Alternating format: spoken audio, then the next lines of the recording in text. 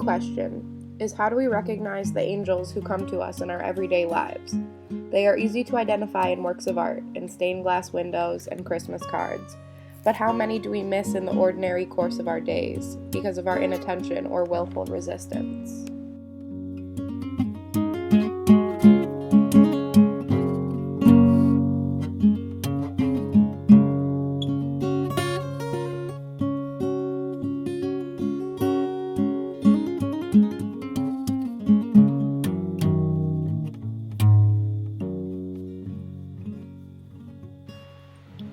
Learning to sit still, to calm and quiet ourselves enough to be able to hear something other than the surface noise of our lives or the distracting inner chatter of our own egos is a necessary prerequisite for being able to detect the stirrings of the still, small voice.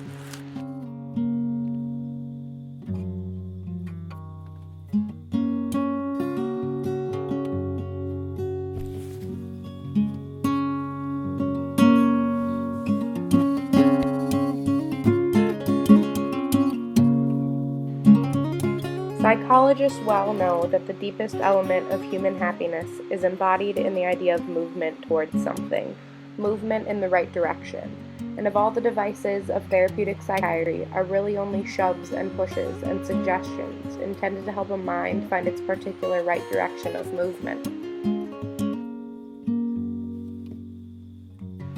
Rather, the spirit may unexpectedly be found in other kinds of experiences, perhaps speaking in a quieter, softer, subtler tone that we are likely to miss if we are not paying attention, or if we are mistakenly directing our attention someplace else.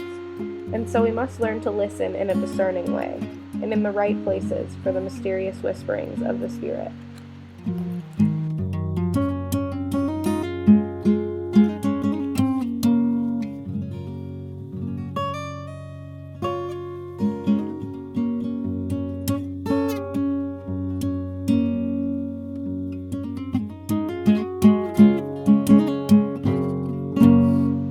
We prefer the noise and fear the silence, because in that silence the unconscious might make its presence felt. This unconscious will contain all that we have been repressing and denying about ourselves.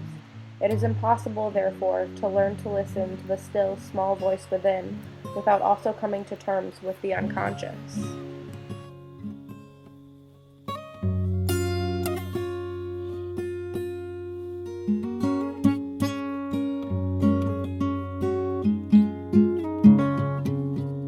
The natural tendency of the human soul is towards the protection of the ego. The Niagara-like force of this tendency can be readily recognized by introspection, and its results are everywhere on public show. We desire to be richer, handsomer, cleverer, stronger, more adored, and more apparently good than anyone else. The burden of genuine goodness is instinctively appreciated as intolerable, and a desire for it would put out of focus the other and ordinary wishes by which one lives.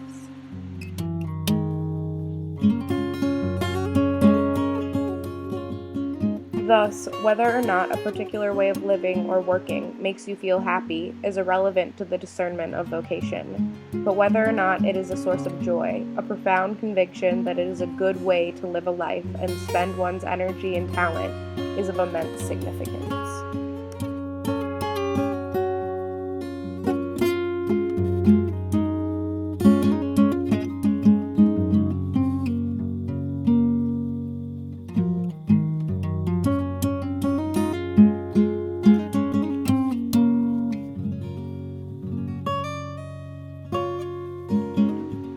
Life consists in learning to live on one's own, spontaneous, freewheeling.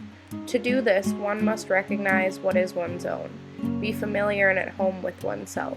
This means basically learning who one is and learning what one has to offer to the contemporary world, and then learning how to make that offering valid.